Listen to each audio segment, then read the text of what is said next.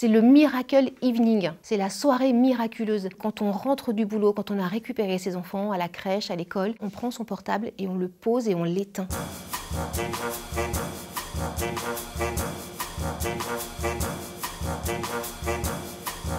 Bonjour, je suis Karine Trio, je suis conseillère conjugale et familiale dans une association qui s'appelle Plus belle ma vie. Ce que j'aime particulièrement dans la vie, c'est les histoires de famille, les histoires de relations. Je suis mariée, j'ai 4 enfants. Le plus beau cadeau à faire à ses enfants, c'est d'être un couple qui s'aime. Parce qu'avoir 2 parents, d'abord c'est plus facile. C'est plus facile d'élever un enfant quand on est 2 que quand on est tout seul. Ensuite, quand on a 2 parents, ils sont différents. Et comme ils sont différents, ils permettent d'apprendre l'altérité, la différence. Et du coup d'avoir de la souplesse pour passer de l'un à l'autre. Parce qu'évidemment, on recommande toujours aux parents d'être super d'accord dans l'éducation des enfants. Mais en fait, on ne l'est jamais totalement. Et tant mieux, chacun a sa spécificité. Et donc, avoir 2 parents, ça permet d'avoir 2 modèles aussi. Et puis la dernière chose, c'est qu'avoir des parents qui s'aiment, ça permet de pouvoir grandir et pouvoir s'autoriser à quitter la famille quand on est grand, sans avoir peur que les parents soient tout seuls. On sait qu'ils s'aiment, on sait qu'ils vont bien, et donc on peut s'autoriser à vivre sa vie.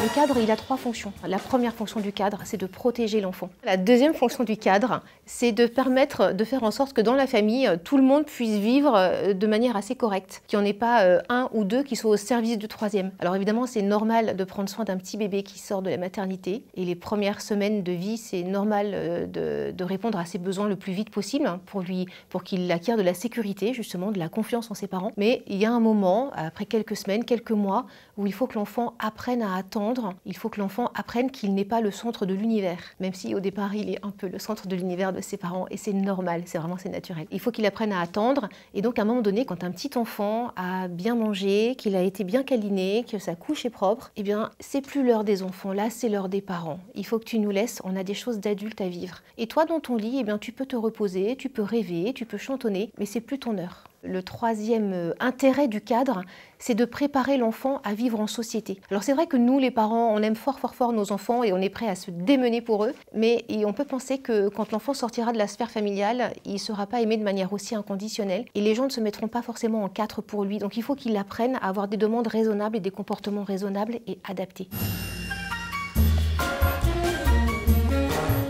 Si on a posé un cadre pour la place de l'enfant dans la famille, et bien du coup on va pouvoir avoir des temps en couple. Et ça c'est vraiment important de continuer à avoir des temps en couple parce que votre couple il s'est fondé sur une affinité, sur du plaisir à être ensemble et pas seulement sur de la gestion des couches, du lait et t'as pas été chercher le petit à la crèche. Voilà, on a besoin d'autre chose. Parfois on imagine que sanctuariser des temps en couple c'est s'organiser un voyage par an. Mais non, d'abord c'est pas un voyage à l'autre bout du monde par an, c'est du temps ensemble et du temps ensemble c'est pas seulement une fois par an, sinon on se retrouve en asphyxie. Et vraiment c'est du temps tous les jours, du temps toutes les semaines. Pas beaucoup, pas longtemps, mais du temps de qualité. Ça peut être de se dire une fois ou 2 par mois, on sort tous les 2 et c'est chacun son tour pour organiser la soirée et comme ça on va apporter ce qu'on aime. Si j'aime les films de science-fiction, eh bien je vais trouver un film de science-fiction et mon conjoint va venir avec moi. Alors oui, peut-être elle ou il aime autre chose, mais c'est pas grave. Avec moi, il va découvrir quelque chose qu'il n'aime pas forcément beaucoup et en faisant ça, eh bien on s'ouvre un peu le périmètre de ce qu'on aime.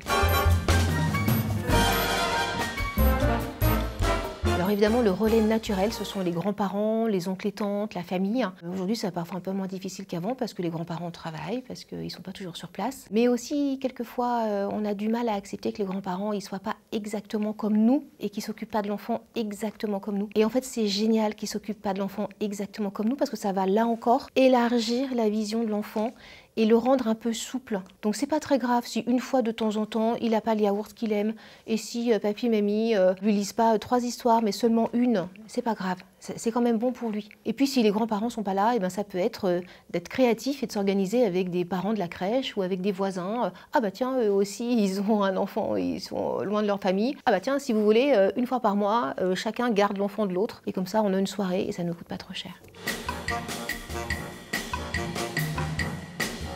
S'il y a un point à retenir, c'est celui-là. C'est le Miracle Evening.